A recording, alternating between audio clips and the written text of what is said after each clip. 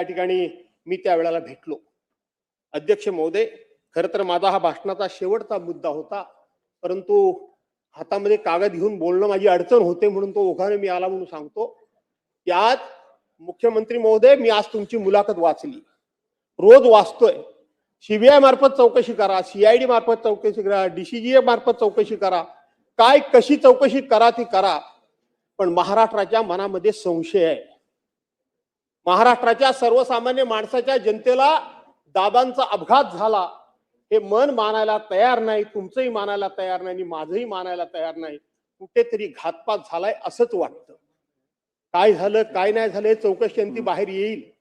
इथं आमचे सदस्य रोहित पवार त्या संदर्भामध्ये भांडतायत, पण ते भांडत असताना दुसरी एक चर्चा घडते, ही चर्चा घडू नये म्हणून हा मुद्दा मी उपस्थित करतोय की त्या दिवशी पवार साहेबांनी सांगितलं की हा घातपात नाही, हा अपघातच होता, म्हणून रोहित पवार वेगळं बोलतात आणि पवार साहेब वेगळं बोलतात असा त्याचा अर्थ लागता कामा नये का? तर त्या दिवशी ते बारामतीतलं मी दृश्य बघितलं. अख्खा महाराष्ट्र बारामतीकडे त्या ठिकाणी लोटला होता. माणसं ओळखणारी अनेक असतात आणि ते प्रत्येकाच्या मनामध्ये एक संपूर्णपणे चीड होती. कुठेतरी काहीतरी वाईट घडलंय, कुठेतरी ही दुर्घटना घडली की घडवली गेली अशा पद्धतीचा संशय प्रत्येकाच्या मनामध्ये होता. पवार साहेबांसारखा एक अनुभवी माणूस की कोणत्या वेळेला कोणतं स्टेटमेंट करायचं हे त्यांना माहित होतं. तो स्टेटमेंट करतानाची पवार साहेबांची तुम्ही ती छबी समोर आणा. पवार साहेबांनी हातामध्ये कागद घेतला होता, मान खाली होती आणि एकच वाक्य फक्त ते बोलले की हा घातपात नाही, हा अपघात आहे. का बोलले? कशा करता बोलले?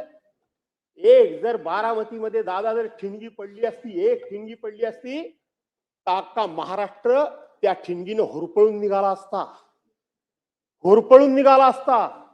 पुऱ्या महाराष्ट्रामध्ये हे लोण पोचलं असतं आणि सरकारने कितीही ताकद लावली आणि कुणीही लावली तरी त्याला कंट्रोल करणं हे कोणालाही शक्य झालं नसतं. म्हणून त्यावेळेचं पवार साहेबांचं स्टेटमेंट माझ्यासारख्या कार्यकर्त्याला अत्यंत समयोचित वाटतं. मी त्याच्यावर कधी भाष्य केलं नाही, पण आज हे भाष्य करणं मला उचित वाटतं आणि म्हणून रोहित पवार आणि शरद पवार साहेब मांडतात ही भूमिका विसंगत नाही, तर त्याच्या वेळची परिस्थिती आपण नजरेसमोर आणली पाहिजे. आणि म्हणून दादांचा घात झाला की अपघात झाला हे मुख्यमंत्री महोदय शोधून काढा. यापेक्षा मी